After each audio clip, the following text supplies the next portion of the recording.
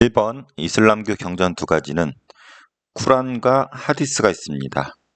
쿠란은 무함마드가 천사 가브리엘한테 받은 계시를 기록한 것이고, 하디스는 무함마드의 말과 행동을 정리한 것입니다. 2번 헤지라, 할랄, 하람은 각각 무엇인가? 헤지라는 무함마드가 메카에서 메디나로 이동한 것을 말합니다. 할랄은 이슬람 세계에서 허용된 거, 허락된 거, 흔히 할랄 음식 하면은 먹어도 되는, 먹기를 허용된 음식을 말하는 거고, 하람은 허용되지 않은 것을 말합니다. 보통 술과 돼지고기 이런 것들 얘기하죠.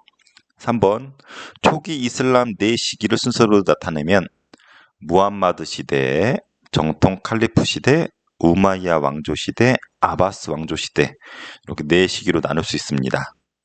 4번 민족 차별 정책을 기준으로 우마이야 왕조와 아바스 왕조를 비교 설명하면, 우마이야 왕조 같은 경우는 아랍인을 우대했습니다. 그래서 아랍인이 아닌 이슬람 교도들은 차별했습니다. 아바스 왕조는 아랍인이 아닌 이슬람 교도한테 부과하던 세금을 면제시켰습니다. 한마디로 민족 차별을 하지 않았다라는 거죠. 그래서 유능한 사람은 관리나 군인으로 쓸 정도로 아랍인만을 우대하지 않았다라는 것이 큰 특징입니다. 자, 넘어갈게요. 자, 5번 시아파와 수니파의 차이점. 시아파는 무함마드 혈통, 핏줄이어야지 칼리프를 할 수 있다는 주장입니다. 수니파는 핏줄이 아니더라도 능력과 자질이 있으면 칼리프를 할 수 있다는 그러한 세력을 말하는데, 이 칼리프는 이슬람교에서 정치적, 어떤 종교적인 지배자를 칼리프라고 하죠. 6번 이슬람의 대표적인 문학 작품은 아라비안 나이트, 천일 야화가 있습니다. 7번 이슬람의 예배 사원을 이루는 말과 특징 두 가지. 이슬람의 예배 사원은 모스크라고 하죠. 그래서 특징은 돔과 뾰족한 탑, 첨탑이라고도 합니다. 그리고 내부의 아라베스크 문양을 특징으로 합니다. 1번 게르만족 중 프랑크 왕국의 발전 이유 두 가지는, 프랑크 왕국은 거리가 짧았고 짧은 거리를 이동했고 크리스트교로 개종을 합니다.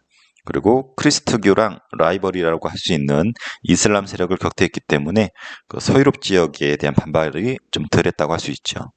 2번 카롤루스 대제의 업적 두 가지는 옛날 서로마 제국이 영토를 회복했고 크리스트교를 전파합니다. 그리고 학문과 문학 발전을 위해 노력했고, 이런 공로가 인정이 돼서 서로마 황제관을 교황으로부터 받게 되지요. 3번 봉건제랑 또 중국과의 차이점은, 봉건제랑 토지, 봉토라고도 하는데요. 토지를 매개로 주군과 봉신의 관계를 맺는 쌍무적 계약 관계를 봉건제라고 합니다. 서양의 경우에는 쌍무적인 계약 관계라고 보통 표현을 하지만, 중국의 경우에는 혈연에 의한 관계인 것이 서양과의 큰 차이점이 되겠습니다. 장원제는 대토지인 장원을 이끄는 영주와 농노의 관계를 말하는데, 농주로 하여금 농사짓게 되는 이러한 과정을 말하게 되죠. 자, 5번 농노의 농민적인 요소, 노예적 요소를 각각 말하면은, 농노의 경우에는 결혼도 가능하고 재산 소유도 가능할 정도의 어떤 평범한 농민적인 요소가 있다라면은, 거주 이전, 그러니까 이사의 자유가 없는 노예적인 요소가 같이 있습니다. 카노사의 굴욕의 원인과 결과. 성직자 임명권을 두고 싸우게 되죠. 그래서 교황과 황제가 싸우게 되는데, 교황이 승리를 거두게 됩니다. 이때 교황이 그레고리오스 7세, 황제는 하이린 4세. 2번 스콜라 철학과 대표적인 학자 저서. 스콜라 철학은 이성과 신앙을 조화시키고자 했던 철학이고, 대표적인 학자는 토마스 아퀴나스. 그의 책은 신학대전이 있습니다. 3번 고딕 양식의 특징과 대표적인 성당. 고딕 양식은 뾰족한 탑, 첨탑이라고도 합니다. 그리고 채색 유리가 특징입니다. 스테인드 글라스라고도 하죠. 대표적인 성당으로는 샤르트르 대성당과 쾰른 대성당이 있습니다. 4번 기사도 문학의 대표적인 것 두 가지.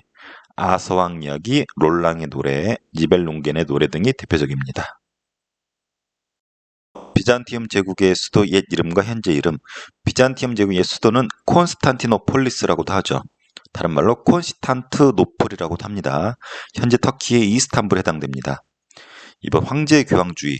황제가 정치 군사적인 권한, 한마디로 속세적인 권한뿐만 아니라 종교적인 권한까지도 다 같이 가지고 있는 걸 말하죠. 서유럽은 종교적인 권한은 교황이, 정치적인 권한은 황제가 가지고 있죠. 3번 유스티니아누스 황제 업적 두 가지는 법전을 편찬했고 성소피아 대성당을 건립했고 옛날 로마 지역의 영토를 차지했었습니다. 4번 동서교회가 분열하게 된 계기는 성상 숭배를 놓고 분열하게 되죠. 5번 서유럽 쪽은 성상 숭배를 인정을 하죠. 게르만족을 개종시켜야 되기 때문에. 그래서 로마 카톨릭이라고도 하고 가톨릭이라고도 합니다. 동유럽 쪽은 성상 숭배를 인정하지 않습니다. 그래서 그리스 정교로 분리되어 나가죠. 그리스 정교라고도 하고 그리스 정교회라고도 합니다.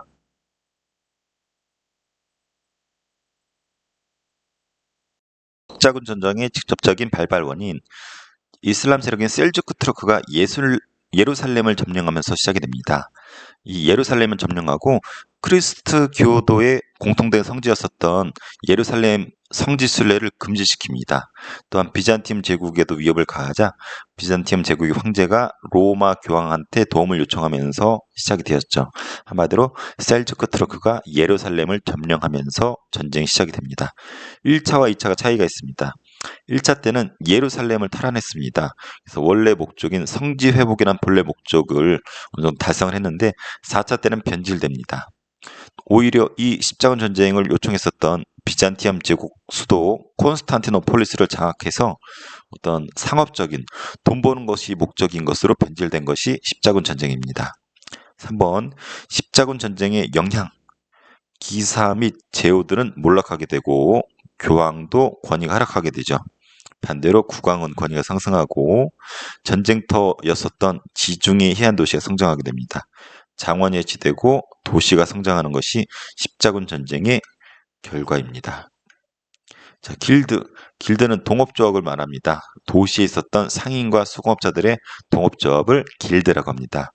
대표적인 농민 반란은 자크리에 난, 와트 타일러 난 등이 있었고 백년 전쟁과 장미 전쟁. 백년 전쟁은 프랑스 왕위 계승 전쟁을 두고서 왕위 계승을 두고 영국과 프랑스 간의 전쟁이었습니다. 처음엔 영국이 앞서다가 프랑스의 잔다르크가 나타나면서 프랑스가 승리 거두게 되죠. 장미 전쟁은 영국 왕위 계승 전쟁, 영국의 왕위 계승을 두고서 일어난 전쟁인데 영국 내에 장미를 상징하는 두 가문이 전쟁을 벌인 겁니다. 랭커스터 가문과 요크 가문. 르네상스는 부흥 부활을 뜻합니다. 그래서 옛날에 고대 그리스 로마 시대 때 인간 중심의 문화가 있었는데 이것을 다시 부활시키는 것을 르네상스라고 합니다. 이탈리아에서 먼저 시작되는데 그 이유는 그리스 로마 문화가 여기에서 시작이 되었었죠. 그래서 인간 중심의 문화가 남아있고 그리고 경제적으로 번영을 누립니다. 왜냐하면 십자군 전쟁 때 지중해 무역이 발달하게 되고 그리고 비잔팀 제국이 망하게 되는데 그때 학자들이 이탈리아로 넘어오게 되는데 이 학자들이 그리스 로마 고전을 연구를 많이 했었습니다. 이탈리아 문학작품 두 가지는 보카치오의 데카메론, 단테의 신곡, 마키아벨리의 군주론이 유명합니다. 미술작품으로는 레오나르도 다빈치의 모나리자, 미켈란젤로의 다비드상 천지창조, 보티첼리의 비너스의 탄생 봄, 라폴로의 성모사 등이 유명합니다. 자, 반면에 알프스 이북 쪽의 문학작품은 에라스무스의 우신의 찬, 토마스 모어의 유토피아, 세르반테스의 돈키호테 등이 유명하고 미술작품으로는 브리얼의 농민의 춤, 농민의 결혼식, 얀 반 에이크의 아르놀피니 부부의 조상 등이 유명합니다. 구텐베르크의 업적, 활판 인쇄술을 발명했죠. 그래서 새로운 지식과 사상이 보급되는데 기여를 했고 구체적으로는 성경 인쇄 등을 통해서 성경을 대중화시키면서 종교개혁에 영향을 주었습니다. 1번 루터가 95개조 반박문을 쓰게 된 계기, 교황이었던 레오 10세가 성 베드로 대성당을 공사를 합니다. 이때 돈이 필요해서 면벌부를 판매하게 되었는데 성경에 나와 있지 않은 행위를 하면서 루터가 성경이 맞지 않다고 하면서 반박을 하게 되죠. 2번 칼뱅의 예정설, 예정돼 있다라는 거죠. 뭐가 예정돼 있냐면 인간의 구원은 예정돼 있다. 그래서 이걸 믿고 성서에 따라서 생활하라. 특히 근면 절약해서 돈 버는 것에 대해서 긍정적으로 표현을 하죠. 그래서 돈 버는데 중심이 있던 상인들, 시민들이 환영했던 것이 칼뱅의 예정설입니다. 3번 영국 국교의 성립 배경. 영국의 왕이었던 헨리 8세가 캐서린과 이혼하고 싶어 하지만 로마 가톨릭에서 반대하죠. 그래서 캐서린과 이혼하기 위해서 국왕이 영국 교회의 짱임을 선언하는 것을 하면서 이걸 수장령이라 하거든요. 이걸 계기로 영국 국교회라는 것이 탄생하게 됩니다. 자, 4번 종교전쟁의 대표적인 사례와 체결된 조약.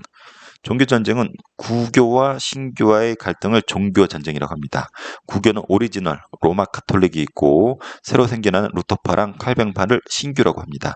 이 두 세력 간의 갈등을 종교전쟁이라 하고 독일에서 일어난 30년 전쟁이 대표적이죠. 그래서 베스트팔렌 조약으로 종교를 짓게 되는데 이 조약을 계기로 그 도시의 제후가 결정한 종교를 믿게 됩니다. 그래서 종교의 자유가 제후에 의한 종교 자유죠.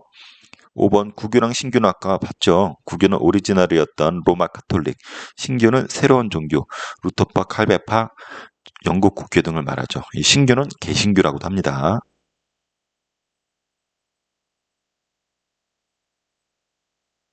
우리나라의 문치주의. 문치주의는 무인 세력을 약화시켜서 문인 관료를 우대하는 것을 말합니다. 문, 글문자입니다. 글을 쓰는 펜 잡고 머리를 써서 왕을 보좌하는 문신들 있죠. 그들을 우대해 주는 거죠. 무인은 싸울 무자, 싸우는 칼든 무신들. 그 무신은 죽이고 문신들 위주로 대우해 준 것을 문치주의라고 합니다. 이 목적과 영역을 한번 읽어보세요. 왕안석에 기역을 하죠. 왜냐하면 문치주의로 군사력이 약화됩니다.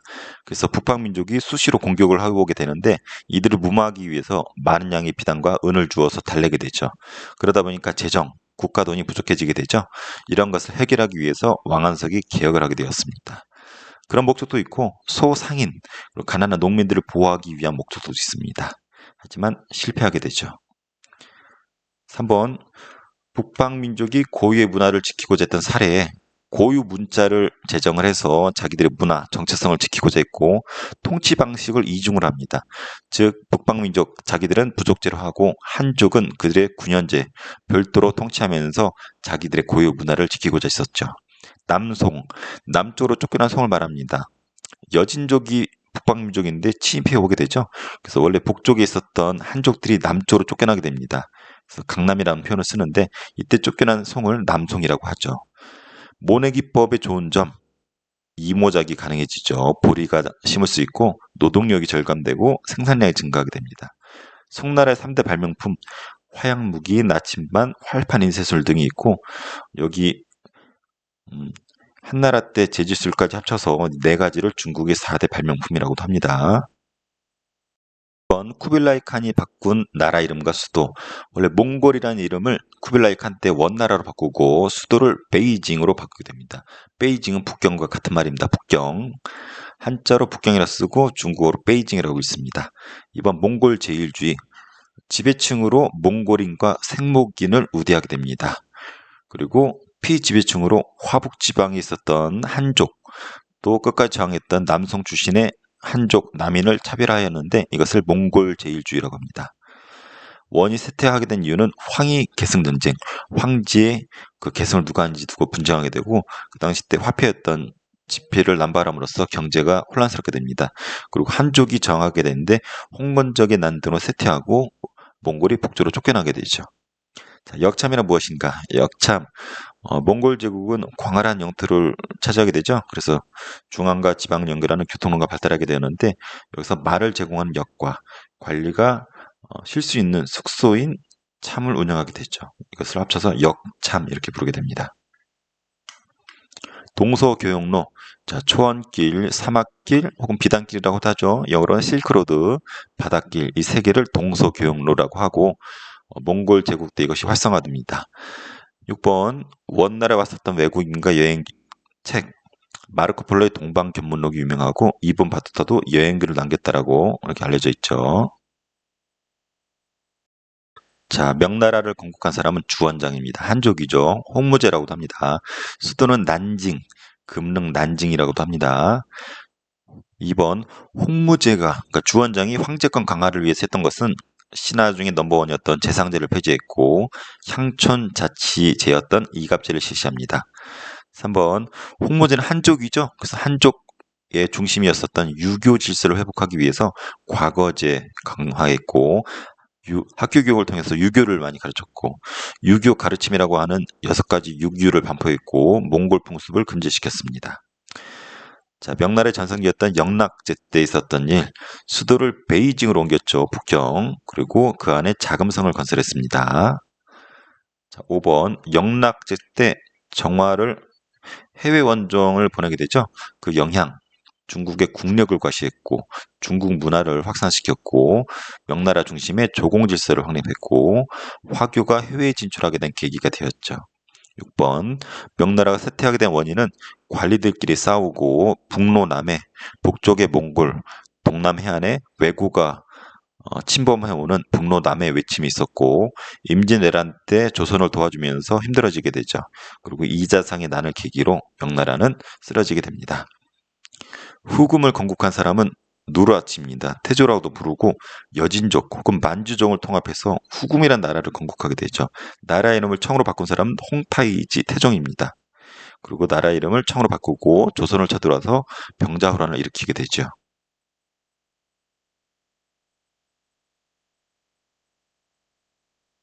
청나라가 한족을 지배하기 위해 강화한 정책 2가지, 강경책이라고도 하죠. 강하게 찍어 누른 거. 첫 번째, 만주족의 풍습인 변발과 호복을 강조했고 변발은 그들의 머리 스타일, 호복은 그들의 복장, 그리고 한족 중심의 중화사상, 중국이 세상의 최고고 중심이라는 중화사상을 깨부셨고 탄압했고 만주족, 청나라를 비판하는 것을 금지시켰고 그들의 최고 군대 체제였던 팔기제, 팔기군을 유지했었죠.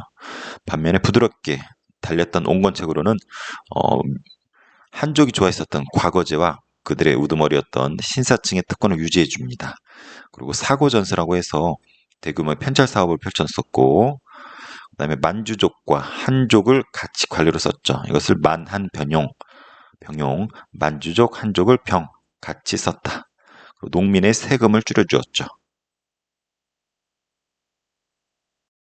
자, 명나라 때 해금 정책, 바다를 금지했다라는 거예요. 한마디로 바다에서 사적인 해상무역을 금지한 것이 명나라 때의 해금 정책입니다. 이때 왜구가 많이 침범하기 때문에 해금 정책을 한 것도 있습니다. 청나라 때는 광조만은 개방시킵니다. 그래서 허락받은 상인들만 외국과 교육을 할 수 있었는데 이것을 공행무역이라고 합니다.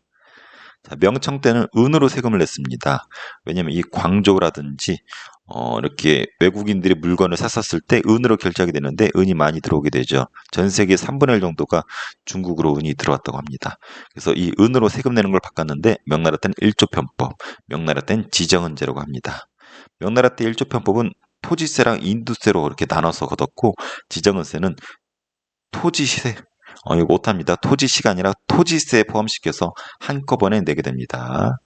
여기 토지세, 토지를 기준해서 내는 세, 토지세에 기준하게 됩니다. 명나라 때 지배층, 청나라의 지배층, 명청대 지배층은 신사층이라고 합니다. 원래 이 목적을 낸 의도는 송나라하고 구별하는 거였는데 송나라 때는 사대부라고 부르죠. 근데 명청 때는 신사층이라고 부릅니다. 4, 5번은 같이 볼게요. 자, 중국의 유학을 정리하는 건데 유교라고도 하죠. 우리 제자백과 때 배웠던 유교, 명나라, 청나라. 한나라 때는 훈구학이라 불렀었죠. 송나라는 성리학, 명나라는 양명학, 청나라는 고정학이 유행하였는데 다 유교의 한 종류입니다. 훈구학은 유교 경전을 정리하고 연구하는 것이고 성리학은 우주나 인간의 본성을 연구하는 어려운 학문입니다. 양명학은 행동, 실천을 중시하는 거죠. 그래서 지식뿐만 아니라 행동을 중시한다. 그래서 지행합일, 이런 거 강조했었죠. 고중학은 경전을 실증적으로 증거를 통해서 연구하는 것을 말합니다. 6번 마테오 루치가 그린 세계 지도 이름은 곤요 만국전도입니다. 그 영향은 중국 중심의 세계관을 깨부셨죠. 곤요 만국전도는 지금 보더라도 지금과 비슷한 주도로 중국 중심의 세계관을 깨부신 걸로 유명한 지도 곤요 만국전도입니다. 명나라 때 이탈리아 선교사 마테오 루치가 그린 지도이죠. 막부란 쇼군, 일본말로 쇼군이라고 하고 한자는 장군이라고 씁니다. 장군을 중심으로 한 무사 정권을 막부라고 합니다. 그래서 쇼군이 권력을 쥐고 천황은 허수아비에 불과하죠. 일본의 무사 정권은 총 3번 있었습니다. 평해상 전국시대까지 같이 소개를 하는데 가마쿠라 막부, 뒤를 이어서 무로마치 막부, 그리고 전국시대로 무사들끼리 싸우다가 에도 막부가 들어서게 되죠. 그래서 일본의 마지막 막부는 에도 막부입니다. 임종내란을 일으킨 도요토미 히데요시가 있고 도요토미 히데요시가 죽고 도쿠가 이에야스가 에도 막부를 열게 되죠. 산키코 타이제도는 에도 막부 때 시행하게 되는 건데 목적은 지방의 귀족을 견제하는 겁니다. 그래서 구체적으로는 다이묘, 귀족이 일정 기간 에도에 와서 살아야 됩니다. 그 가족들도 에도에 인질로 두게 되는 제도인데 이 에도는 현재 도쿄에 해당됩니다. 자, 에도 시대 때는 조닌 문화가 발달하게 됩니다. 조닌, 상인, 상검자들의 문화를 조닌 문화라고 하는데 그래서 채색판화인 우키요에가 유행했고 노래, 춤, 연기가 어우러진 가부키 등이 유행했는데 이러한 문화를 조닌 문화라고 합니다. 자, 조선통신사, 일본 쇼군이 요청했었습니다. 그래서 쇼군이 요청한 외교사절단을 조선통신사라고 합니다.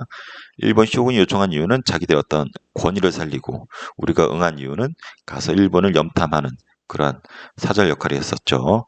난이란 뜻은 네덜란드를 뜻합니다. 그래서 네덜란드를 통해서 받아들인 서양 학문을 말합니다. 일본은 나가사키 앞에 데이지마라고 하는 인공섬을 조성하죠.